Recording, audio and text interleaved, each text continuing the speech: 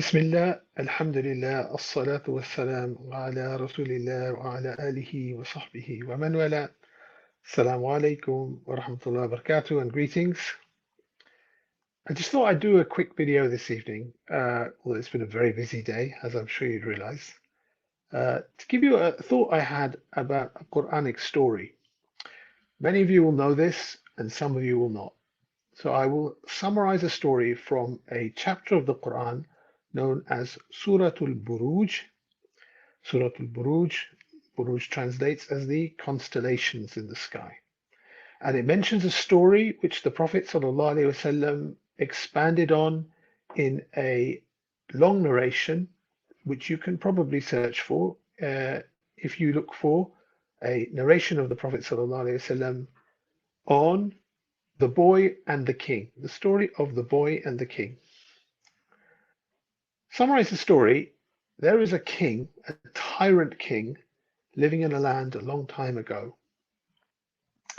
And a young boy who lives in that town comes to believe in the one true God, which defies the king's almighty authority in the land, which he cannot accept and cannot handle. And the king tries repeatedly to kill this boy, to get rid of the problem of the defiance of his hegemony over the land. And he repeatedly fails. And at one point, when he's captured the boy, he says to the boy, when he tries to kill him, what he can do to kill this boy. And the boy says, I will tell you how you can kill me. You can kill me if, before you shoot your arrow at me, you say, in the name of the Lord of this boy, and then you shoot your arrow.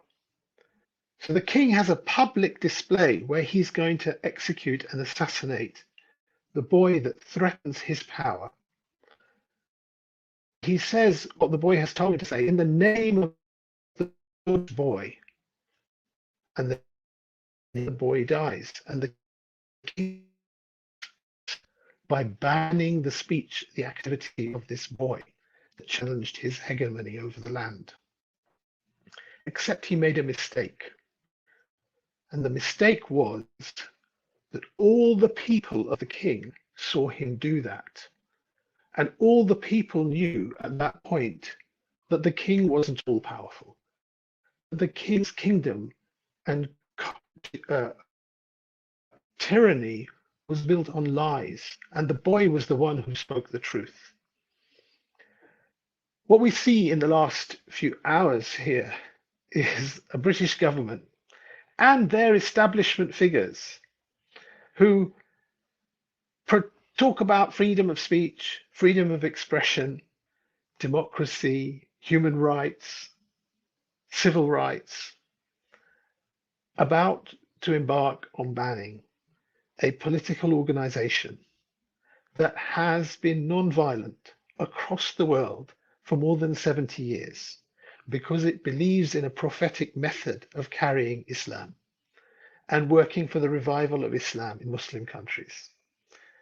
And by firing this arrow, the British government is proving once again that all of what it says it believes in, and its establishment figures that tell you that you can have your freedom of speech and that people are allowed to say what they want as long as they don't harm another person physically, and all this stuff is built on lies.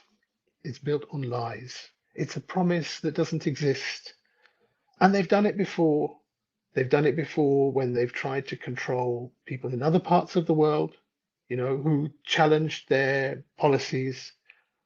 They called other people extremists or terrorists or whatever because they didn't fit with what they wanted.